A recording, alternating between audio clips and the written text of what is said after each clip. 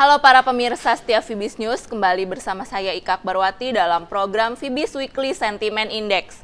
Kali ini kita akan kembali melihat potensi pergerakan dari dua indeks utama Asia, yaitu indeks Hang Seng di Bursa Hong Kong dan indeks Kospi di Bursa Korea Selatan. Untuk melihat bagaimana potensi kinerja dari kedua indeks ini, terlebih dahulu kita akan melihat faktor fundamental apa saja yang akan mempengaruhi pergerakan dari kedua indeks tersebut. Fundamental yang bersifat positif adalah bahwa IMF telah menyediakan tambahan amunisi dana untuk mengatasi krisis keuangan di Eropa yang saat ini mencapai nilai 430 miliar dolar atau 2 kali lipat dari ketersediaan dana sebelumnya. Hal ini merupakan fundamental yang bersifat positif yang telah mendorong bursa-bursa saham global mengalami kenaikan pada perdagangan akhir minggu lalu. Akan tetapi kita juga harus melihat bahwa ada beberapa fundamental yang bersifat negatif yang akan memberikan pengaruh negatif terhadap bursa saham di Asia. Akan tetapi kita juga harus memperhatikan adanya fundamental yang bersifat negatif yang akan mempengaruhi juga kinerja bursa saham Asia minggu ini. Fundamental negatif yang pertama adalah adanya pernyataan dari Perdana Menteri Cina Wen Jiabao bahwa krisis global belum berakhir.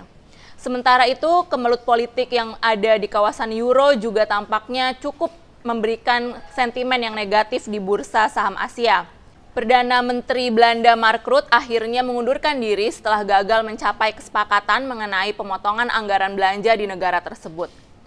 Kita akan langsung melihat kinerja charting dari bursa Hong Kong, yaitu indeks Hang Seng. Indeks Hang Seng berada di kisaran 20.900 poin. Dengan support minggu ini ada di kisaran 20.700 poin dan support selanjutnya adalah 20.400 poin. Sementara itu apabila indeks Hang Seng berbalik menguat, maka akan menemui resistance yang cukup kuat di level 21.100 poin. Untuk sentimen indeks Hang Seng saat ini cenderung masih berada di dalam kondisi fundamental maupun teknikal yang bullish meskipun masih bullish lemah.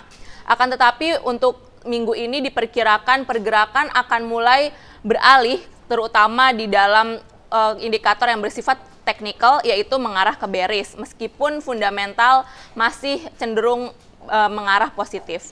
Sekarang kita akan melihat kinerja dari indeks Kospi di Bursa Saham Korea Selatan.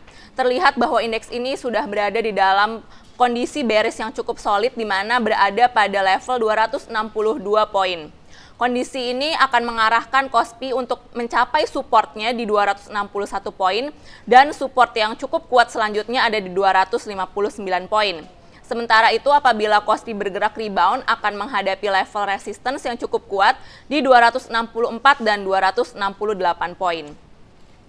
Secara umum sentimen untuk Kospi saat ini sudah berada di dalam kondisi fundamental maupun teknikal yang bearish. Untuk 1 minggu ke depan atau minggu ini, Kospi diharapkan akan mengalami pergerakan teknikal yang lebih bearish, akan tetapi secara fundamental masih cukup tertahan atau mengarah ke dalam pola bullish. Baiklah para pemirsa setia Fibis News, demikian adalah Fibis Weekly Sentiment Index. Semoga bermanfaat, happy trading, dan salam Fibis.